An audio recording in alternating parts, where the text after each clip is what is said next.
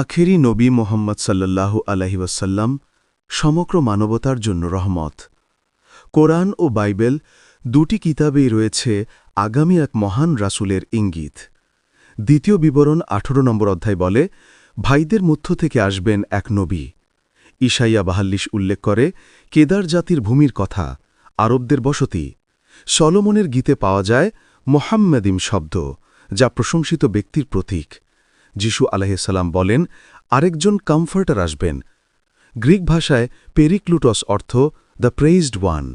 সূরা সাফ জানায়, আহমদ নামে এক রাসূল আসবেন। সেই মহান বার্তাবাহক মুহাম্মদ সাল্লাল্লাহু আলাইহি ওয়াসাল্লাম সমগ্র বিশ্বের জন্য রহমত। নবী করিম সাল্লাল্লাহু আলাইহি ওয়াসাল্লাম আল্লাহর মনোনীত রাসূল, যার জীবনে প্রকাশ পেয়েছে অসংখ্য মুআজেজা। চাঁদ দ্বিখণ্ডিত হওয়া, পানি বৃদ্ধি পাওয়া, দোয়ার বরকত সবই ছিল আল্লাহর নিদর্শন। তবে সবচেয়ে বড় মুআজেজা ছিল কোরআন, যা আজও সমগ্র মানবজাতির জন্য পথনির্দেশ।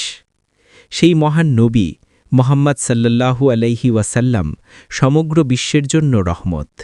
মরুর বুকে উদিত হয়েছিল মানবতার এক অনন্য আলো, যে আলো ছড়িয়ে দিয়েছিল সত্য ও হিদায়েতের পথ।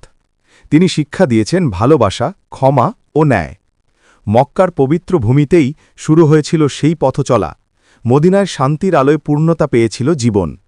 দাঁড়ে দাঁড়ে পৌঁছেছিল দাওয়াতের মহান ডাক, লিপিবদ্ধ হয়েছিল হেদায়েতের কালোজয়ী বাণী। সেই মহামানব মুহাম্মদ সাল্লাল্লাহু আলাইহি ওয়াসাল্লাম, সমগ্র মানবজাতির জন্য তিনি ছিলেন রহমত।